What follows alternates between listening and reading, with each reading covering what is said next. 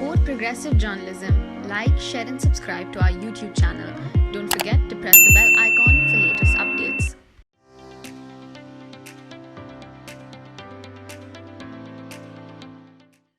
Thank you so much for giving me this opportunity. And my story can be as simple or as complicated as you want to make it.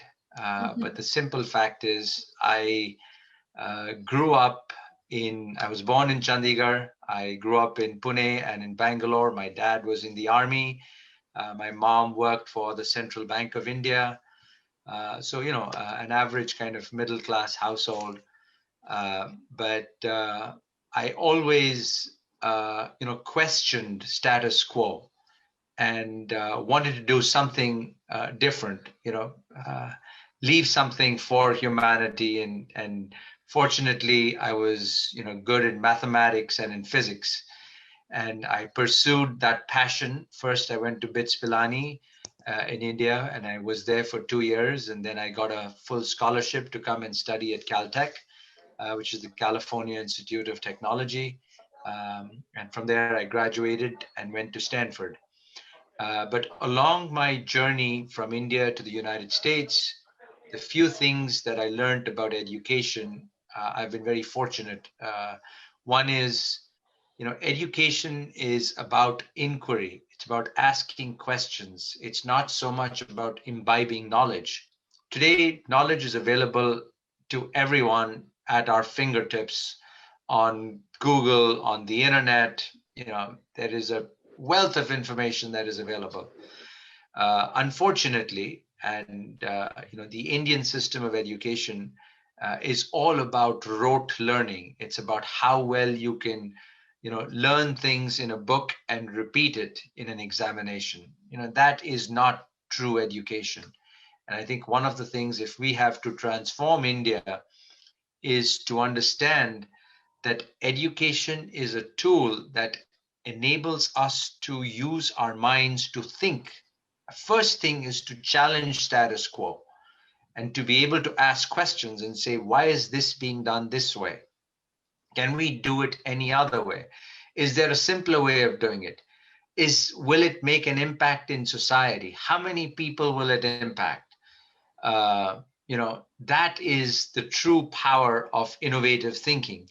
It's not so much the technology. I mean, of course, there is a certain technology curve that we all follow. For example, the number of transistors on an integrated circuit on a chip, doubles every 18 months. We know that that's a rule that is more of continuation engineering. The line widths that go into making microprocessors are coming down, very rapidly. That is, of course, a technology curve that is continuation engineering, and companies like, Intel and TSMC and others are working on it. But in addition to all of that, the beauty of technology is that today, the one thing that is common across the globe, and that started with the internet, was that almost every human being is touched by technology in some way or the other. Out of 7 billion people on the planet today, almost 4 billion have smartphones. So they are all connected. They all interact with apps. I mean, and that's the beauty. So the questions that entrepreneurs have to ask is there a way we can use this technology to make human life better?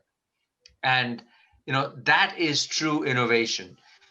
And I've been very fortunate to be part of the whole Hotmail story. And it's like Javed pointed out, it was just a simple idea. It wasn't that complicated. We were both, my partner, Jack Smith, and myself were working at a startup called Firepower Systems. And the company put a firewall around our corporate intranet. And that made it impossible for me to access my personal email account at stanford.edu, and his at AOL. And that's when we came up with the idea, what if we could, communicate and put email on the web? The web was emerging as a platform for publishing information and publishing data. And of course, just 2 years before, Amazon had started selling things on the web. There was a new way. So as with any new technology, there were people, there were naysayers who felt that the web would never become, global and, world changing. And of course, there were others who instinctively believed that this would change everything. And Jack and myself were in the latter camp, that we truly believe that this is so powerful that we could access information from anywhere on the web, anywhere in the world, which was possible before. But you had to use cryptic Unix commands in order to get information, like mget and stuff like set up filters, set up a private network between two computers. What the web really did, it make it is that it made it simple, just point and click. So it was the ease of use of the technology that caused mass adoption. And that's exactly what happened with Apple computer. Apple started in an era of IBM computers by putting a graphical user interface that was so easy to use. And those are the truly visionary thinkers, like Steve Jobs and others, think about bringing technology to the people and making it simple on the one hand, and in doing so, change their lives. And since, like you said, somebody said it's been 25 years since the founding of Hotmail, which was in 1996. I have seen it all. I have seen how rapidly technology is adopted by people. How mobile computing, which in its early days was in the form of a BlackBerry, was completely transformed by Apple again. And today there are 4 billion people. So as an entrepreneur, my life has I've been very fortunate, like Javed said, that I just dream about new products that don't exist. I ask questions about how can I make a difference? How can I contribute towards doing something which will impact people's lives? And try to see if there is a match between my thinking of a future product that does not exist and the technology that exists today. Is there something that I can use? And of course, last and not the least, what kind of resources will I need to put this whole thing together to make a meaningful impact? And in technology, of course, technology is very widespread. There's so many areas of innovation, whether it is in computing, like what Apple is doing now with its new M1 chip, which is a chip that has dramatically dropped the cost of computing using low-powered, technology from ARM. Whereas previously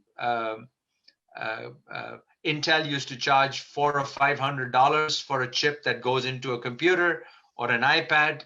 Apple has brought that down to $60 and using really low power ARM processors and multi-processor based chip, which costs only $60 and works much faster for most day-to-day tasks such as video conferencing. Then there is, of course, the whole cloud computing, which is expected to be over trillions of dollars, where there is so much data that is being produced today from companies and individuals that it becomes unmanageable for companies to build their own data centers to store all their customer data. So the whole idea of a managed cloud where you can access that data, because the pipe that is connected to the cloud is getting better and better. With 5G, we will get 10 gigabits of download speed. My area of specialization is in the consumer internet. And obviously, since Hotmail, there have been a number of very interesting ideas in the consumer internet, which have transformed human life. It was first, the era of search, in which, Yahoo started, but then Google, completely dominated search by coming out with a much more powerful algorithm and technology, that just automated the classification of websites. And today, all of us use Google for almost everything. And since then, there have been consumer internet revolutions, such as, obviously the BlackBerry first, then the Apple computer, iPhone, and since then, innovative ideas, completely out of the box thinking, like what Uber did to transportation. I mean, he solved a simple problem. He was just looking to hire a cab, and he couldn't get one. He says, "I've got this smartphone. Why can I not just call a cab on the smartphone and know where my cab is, how far away it is?" And it turns out that that was the, aha moment. So there are a lot of these aha moments that completely transform, technology. And so, like Javed pointed out, because of the pandemic, we've all, been cloistered in our own homes, and we've had to interact through applications such as Zoom. And of course, the pandemic has been terrible for a lot of countries, including India and developing economies, where I believe that over 1 billion people today are unemployed. So this new idea that I'm working on, that we will go live in the next 2 or 3 weeks, is actually to address hopefully to get these billion people online and change their lives. And the idea is really simple. The simple idea is there a way that I can interview these people and get to know them better so that we can help them find jobs? That was the original crux of the idea. So I'm creating an app where I virtually digitize myself and ask them a few questions that they would get asked in any interview. So in addition to kind of seeing who they are and trying to understand who they are and what they can do, I've also added other categories of general interest, such as startups. I ask a few questions on startups. These questions help these budding entrepreneurs understand if their idea is, flush out the idea within them, their own minds, if it is something that they really should pursue and spend a portion of their lives doing. And similarly, I ask other areas of general interest, such as translation, global climate change, to just get kind of a world opinion through conversation. So this app is all about video conversation, which I think the whole world is doing, thanks to platforms such as TikTok. And I'm really excited now to launch this in the next 2 to 3 weeks, because I think once again it represents a continuation in the spectrum of technological growth and innovation. And if the world downloads it, once again, I will have access to kind of a global opinion of people, and get to know people better. And that, in a nutshell, is the beauty of technology. It's not constant; it constantly keeps moving. As entrepreneurs, as people who think about the future, you can jump on this train at any point in time. If there is something you have to contribute to the conversation, if you can take human thought further, and if you can change the lives of people, I mean, at the end of the day, that is the greatest satisfaction that an entrepreneur gets. And I beg to disagree with Dr. Khan. It's not the $400 million, but it's in how many lives you can touch, and how many people you can impact through technology, which truly excites me. It's not the money. It's changing and touching people's lives. One of the things that I have found that is great about America is the resilience of the people, and how, whatever little, I'm not saying everybody is a technology entrepreneur. Everyone cannot be a technology entrepreneur, but everyone can be an entrepreneur and do something that impacts the lives of the community around them. And so one of the things that I find with many people who graduate out of the esteemed universities in India is they all look for a job. Uh, and when I was at Stanford, all the business MBAs, people around, they don't look for a job. They want to do something. They want to start a company of their own. And sometimes, those things, everybody has a passion to grow that from small to becoming big. One of the pieces of advice I would give to young people there is, if you're unemployed, make yourself useful to someone, and that will be your form of employment. If you make yourself useful to someone, they will eventually pay you for it somehow, whether it is starting a restaurant, whether it is starting, whatever. Entrepreneurship is entrepreneurship. You face the same challenges, whether it's building a big company, or it all starts with a simple idea. And that's what I find to be, remarkable in people in Silicon Valley and in general in the United States.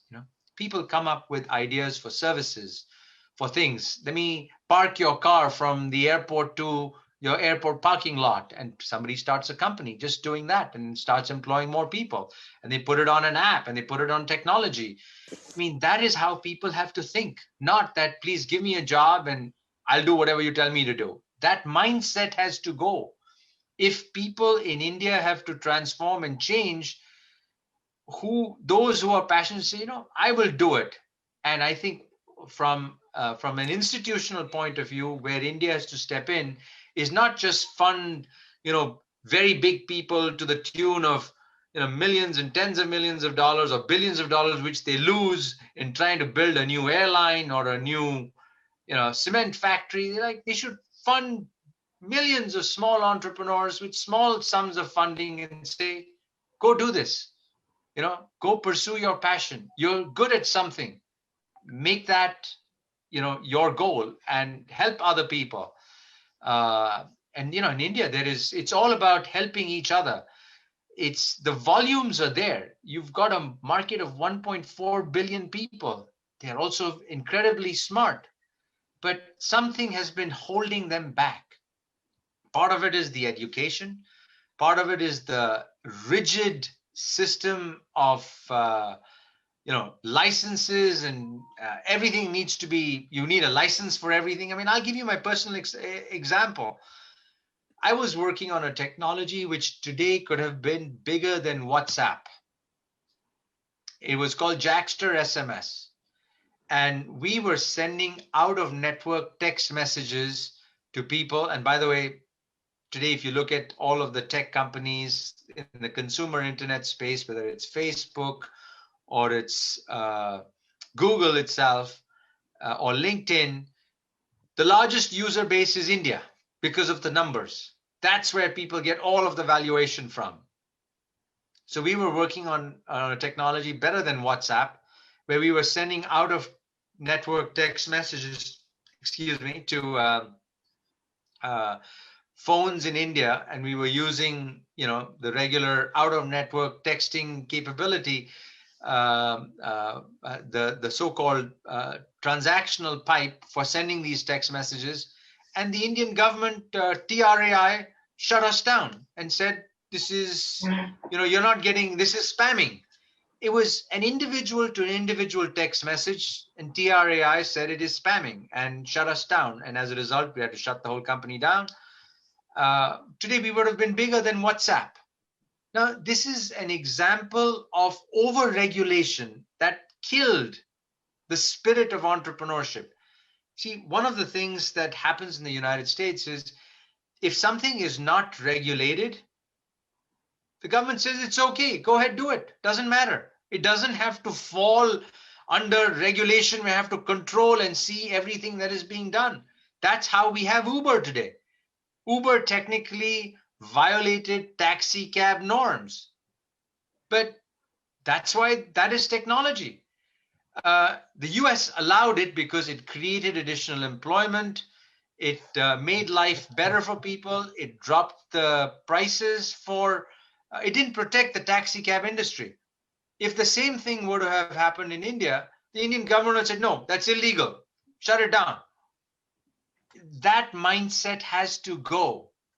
And I think uh, because of this pandemic, because of the mass amount of unemployment that it will create, government in India should start thinking that way and say, you know what, let us let loose the forces of entrepreneurship, because that is the only way you can create billions of jobs. You cannot create billions of jobs by selecting a few big companies to come and try to create billions of jobs. It happens at the grassroots level. And so that's the advice I would give, is really, see how you can make, and in the era of technology, use a combination of technology to help people around, and in doing so, create a business and create employment for yourself and people around you. So let's begin with agriculture and the work that I was doing on agriculture. IoT has got great promise in agriculture, where it can, mechanize a lot of the tasks and give you real-time data and feedback to optimize crop yields, to figure out how much water needs to be put, and so that you can avoid wastage of water, increase yields. It's a wonderful thing. Unfortunately, I think India is not ready for IoT, mass implementation of IoT in agriculture, just because of the costs associated with deploying either a network or sensors in the field that kind of automate human tasks. As you are all very well aware, agriculture in India is still a very low paying, low yield kind of activity. And there are 60+% of people from India that are employed in agriculture. Bringing in technology would mean, even them losing their jobs on the one hand, and two, it just costs prohibitive. It just does not make economic sense. That's the general gist of what I got when I looked at, because when you implement something of this sort in the United States, where there are very massively mechanized farms, and they're huge, where there is a cost benefit to putting in a sensor and getting data, as opposed to sending some human to turn off a tap or figure out how much water is being used, because some of these farms run for miles and miles, and sending a human would cost you, even at $15 an hour, cost you $30. So it makes sense to put a $10 sensor there, to prevent a human. But a $10 sensor in India is all of a sudden 10 times 70 rupees, which is 700 rupees. And that all of a sudden is, what an individual makes in a few days or in a week. It doesn't make sense to put a sensor in. That's the general problem with, mass adoption of IoT in agriculture. The second part is somebody asked me about corruption, and, corruption is endemic. I think what every Indian has to realize, see, the thinking right now is, I don't care about the rest of the country. Let me just take my little piece of pie, and nobody will notice if I make a little extra money, kind of thing. They don't realize that that thought process actually hurts everyone around, not just themselves for their personal conscience, but really it hurts the whole country. And when people are corrupt for petty reasons, it does not help society as a whole. And that is kind of a mindset that has to come in. The other mindset that has to come in India is one of freedom to think, like what Lieutenant General Shah said, banning of social media platforms. I think people should say, let people express themselves, whatever their points of view are, and let us win them over through positive argument. Show them how their line of reasoning is wrong, or there is a better way of thinking of things, not shutting them out. Because shutting them out is, you're losing like the power of inquiry.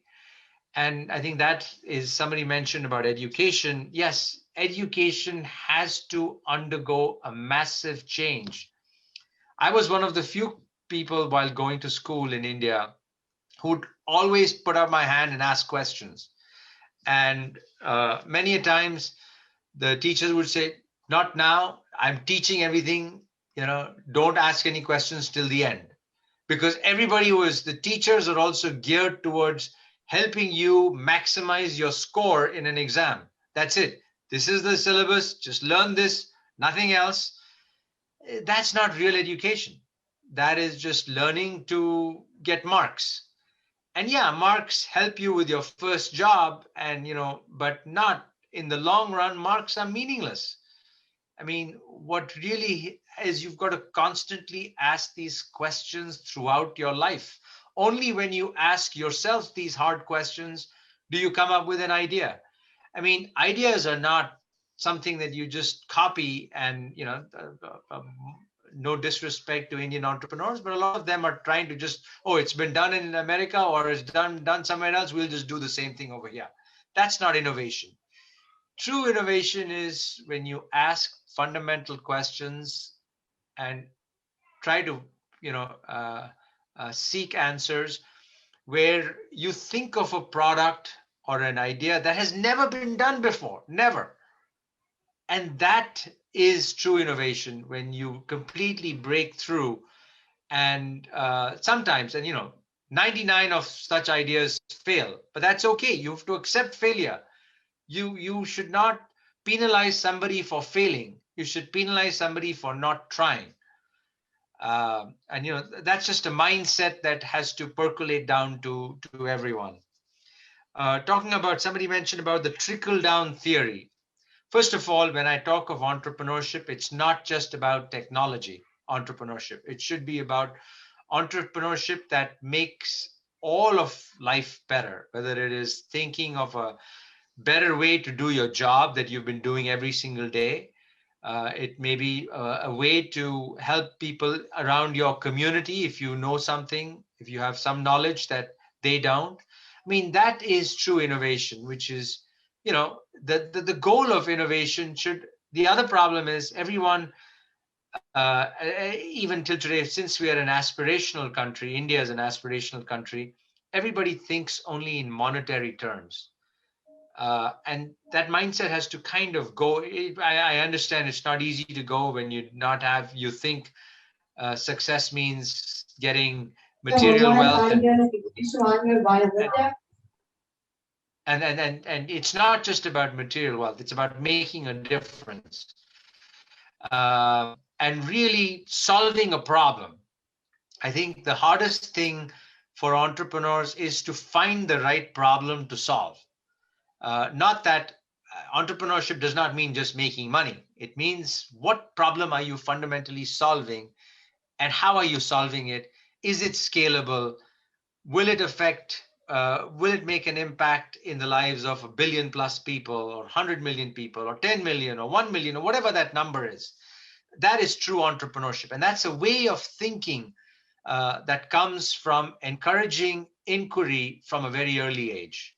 So I really commend Dr. Inamdar for teaching young children. And like I said, the two fundamental skills that we have to teach all children in India, regardless of their socioeconomic status, is one, communication skills, and preferably English, because that is the mode of communication accepted by majority of the world, and so that they can interact with online, and mathematics skills.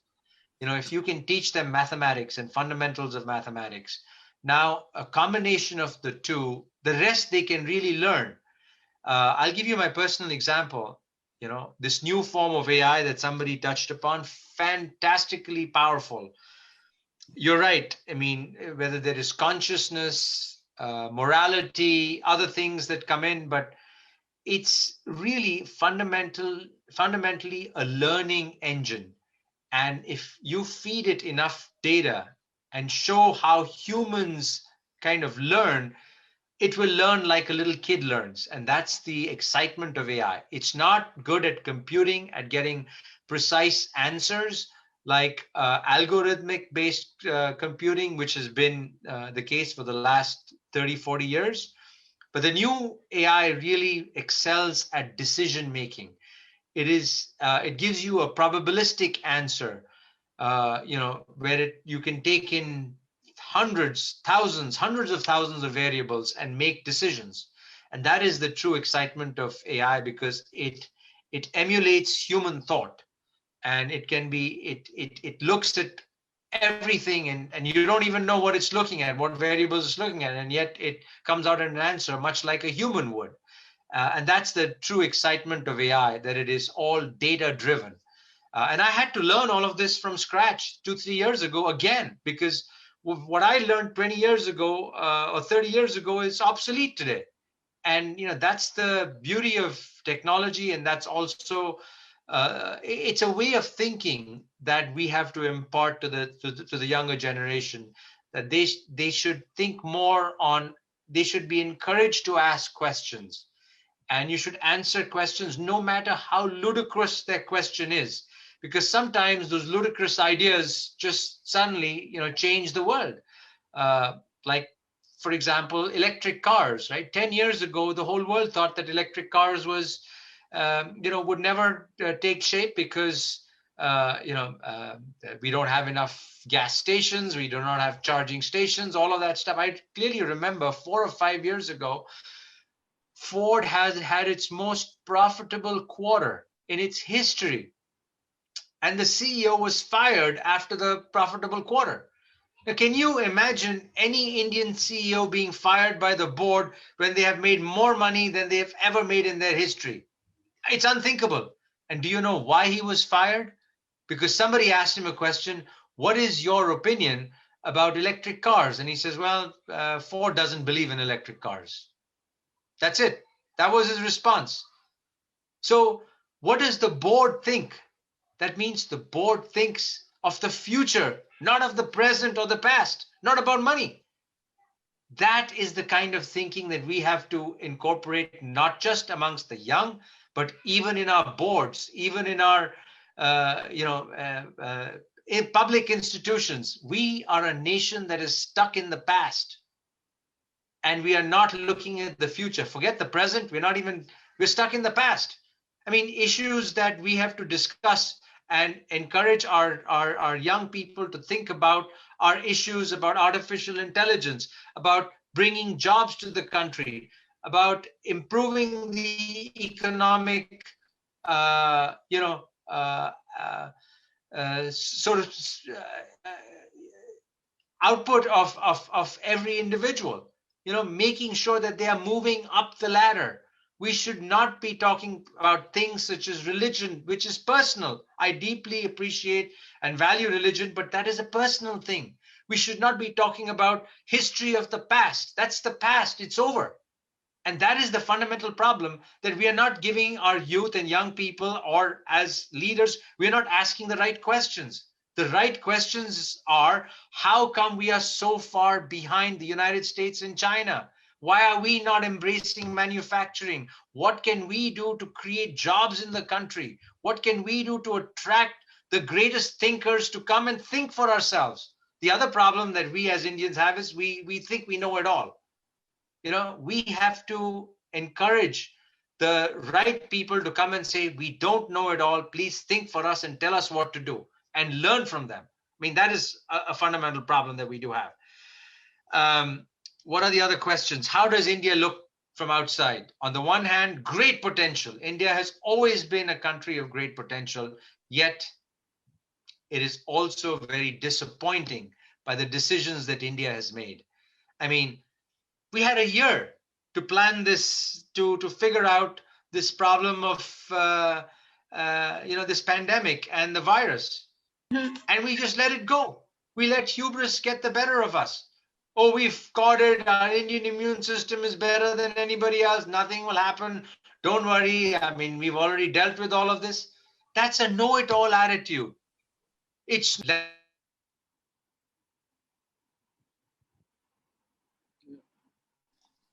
okay.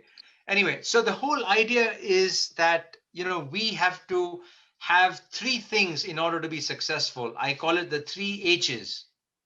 One is hard work. Second is honesty. And the last is humility. We have to learn that India today, unfortunately, despite its great potential, is not, anywhere close to the top 10. In fact, it's in the bottom 10 of the 100 countries of the world in terms of every index that you look at, economic index, happiness index. So to say we are great, we are great, we are great, just because you say you're great, you're not great. Be humble. You're not great. Learn. That is something that all our leaders, we ourselves as leaders, all our children, we have to teach them that they have to be hardworking, honest, and humble. That humility part, I think, is a little lacking, and we need to, embrace that wholeheartedly. Um, what are the issues? What are the other things? Uh, Designing courses, yes, across the entire spectrum of education in our country, we have to encourage people to think outside of the box. It's only those ideas that are outside of the box that make a huge impact. If we just follow a well-treaded path, we're not going to get anywhere. I mean, today, look at a small country like Israel. The reason why it is so far ahead, it embraced technology and it embraced startups. And they are given ideas. The small country does amazing things. We have to learn from them. And one of the ways of learning from them is uh, enabling our young minds, great minds, to ask questions from the very beginning, to think differently, not to just be good at whatever they are taught, but to think outside of the box. If something is done this way, challenge it. Why is it being done that way? Why can we not change then this has to come even in the government. We have to change our arcane laws. We are still stuck in 1947, which the British left us. We haven't done anything to change. I mean, our legal systems haven't changed, our laws haven't changed, our thinking has not changed. I don't know what, but we need to change the thinking. And one positive benefit of this pandemic, hopefully, is that people will be forced to think and say, we need to be thinking people. We have the minds, but we let other people do the thinking for us. And when we don't know, be humble enough to accept that we have to learn from other people, and that can just simply be taught, I think. What else? 95% of the population gets some sort of support. Yeah, the whole thing about support is more than looking at the government for support. We have to support each other in our community, help each other out. And the best way we can help is if somebody comes up with a new idea or a new service, is to support them. Give them a few dollars and say, okay, doesn't matter. I'll buy this, even though this is a new product, never been tested before. I mean, that kind of thinking has to come across the board. I'll give you another example. I tried to, come up with an idea of doing something which was unique for the telecom kind of business, and went to a few companies. They're like, yeah, do all of this. We'll keep 95% of the revenue. We'll give you 5%. Now, the same situation in the United States, look at Apple. Apple keeps only 30% of the revenue of companies on their app store and allows entrepreneurs to keep 70%. It's completely reverse. You have to think of growing the pie, not slicing the pie and eating all of it. I mean, there is no fun in eating the pie. I mean, that's, I think, the Indian mindset, that we think we are very good negotiators. We are terrible negotiators. Right way to negotiate anything with either a company or a fellow human being is to say, how can we increase this pie? How can we make this from 5 to 500, and you keep 50, I keep 50? Here everybody tries to eat the pie themselves. I mean, that is a wrong mindset. And that's, once again, learn from how Americans help each other, or I should say we help each other now, because I'm an American too now. uh, but that mindset has to come in India as well. It's very important, and I think that is missing. And these are few simple things we can do. Help each other out, and India will be a great country. But it's trying to get down to distill,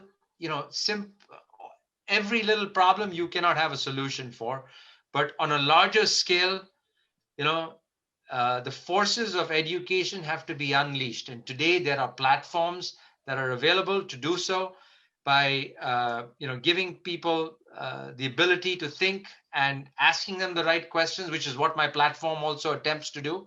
I'm hoping to ask people the right questions so that they find the answers from within rather than me trying to tell them what the answers are.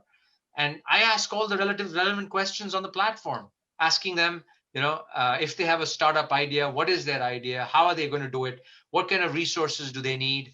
If they are, trying to get a job, I ask them questions that any interviewer would ask them, all through the app. You're asking me very specific questions. Unless I don't even know how these EVM machines work, what the technology is, what the connectivity is, what the software is, how they are. I mean, I don't want to get into that because I'm frankly as ignorant as anyone else is. Okay. So, Let me but put an on alternative question. a different note, I'm like, let's imagine what the world is 10 years from now, or 15 years from now, or 20 years from now. I think, and this is my opinion, and I may be completely wrong. Imagine if everybody has a smartphone, right? Why do you even need a technology machine? Why do you need to go and vote? You can express your vote on your phone. You can express your opinion on your phone, and that is as good as a vote. The world, I love to imagine what the world is 10 years from now or 20 years from now. And I'm telling you, 20 years from now, all the so-called technology of yesteryear, whether it's ballot votes or this or that, will be obsolete, because the new generation is going to be voting from their smartphones and saying, this is what I think on this issue. And May I put Can I ask one another question? question? Just one small question. Uh, Everybody is aware that there is a huge digital divide in a poor country like India, where less than 50% of the population has the connectivity, and those who have, only 20% of them, they know how to use the internet. What are the best ideas to bridge the digital divide in this kind of country?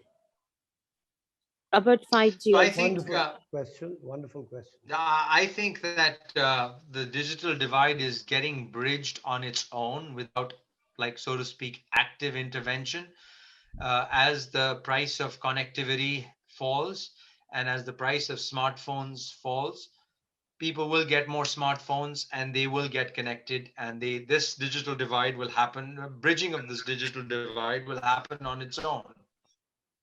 Now, and of course, somebody mentioned 5G technology too. Once again, I'm not an expert on 5G, so I don't want to, but in general, it's not been, it uses, some enormous throughput of data on very short, distances, which enables, 10 gigabits or greater. More data connectivity is in general good for all of us as humans. We'll find new ways of bringing video to people, bringing information to people, education to people. Some of the side effects, I don't know. Doctors will do that research and they will come up with their own answers. I'm not in a position to comment on that. But I think that is another step that will help bridge the digital divide. So we should embrace it at this point in time. And some people have opinions of it may be bad, but unless it's been proven, we have to live with whatever we've got. And in general, I think it's a good thing to embrace 5G technology, because it will just make more people, more connected with the rest of the planet. Go ahead. One is no different from what I would give to all entrepreneurs in India and stuff, is to continue to find problems to solve. I mean, at the heart of entrepreneurship, you have to find a problem that you want to solve. And the greatest companies, and I've thought a lot about this, are the ones that solve existing problems. And then, of course, once they solve the problem, the ones that go beyond solving just problems are the ones that even touch humans emotionally. And the greatest example of such a company is Apple, where not only did they solve the problem of bringing ease of use, mobile connectivity to people, but they brought a huge emotional component by enabling people to view the photographs of their family members and loved ones, which was what was missing from BlackBerry, which was primarily an email communication device. That's why the whole world just adopted Apple and its platform. So one of the things is, one advice I would give is find a problem to solve that can help humanity, and two, hopefully in doing so, you find a big enough problem that affects a lot of people. So then that way you have really, touched the lives of a lot of people. And the second is, if you can touch them emotionally somehow, that is like an icing on the cake, that you just haven't made their lives better in terms of their economic improvement, but you've also touched them, touched their hearts, so to speak. Then you really hit the jackpot, if you will. And I'm sorry, what was the second question you asked? I forgot. What is the advice that you would give to a progressive Indian Muslim? Progressive Indian Muslim. Best advice I would give is that, India is a great country. We have to see each other as fellow Indians, not as Hindus, not as Muslims, not as Sikhs, but we are all in it together to help each other out. And it's only when your view of the world changes that the world changes itself. If you can change what is in your head, it's just a matter of time that the whole world, even if others have regressive views towards you, you have to look positively and you have to see them as fellow human beings first. That will, happiness comes from within. And so if you're happy within, who cares about the rest of the world? They will have to change to your way of thinking. But doesn't it go beyond happiness? It goes more with security and safety. That's one of the prime concerns. No, security and safety obviously comes, but you will notice that, if you're happy within, there are very few people who can be angry at you or look at you differently. It's, it's kind of you can exude certain things and you can win them over by your positive thinking, even if they are regressive in their thinking.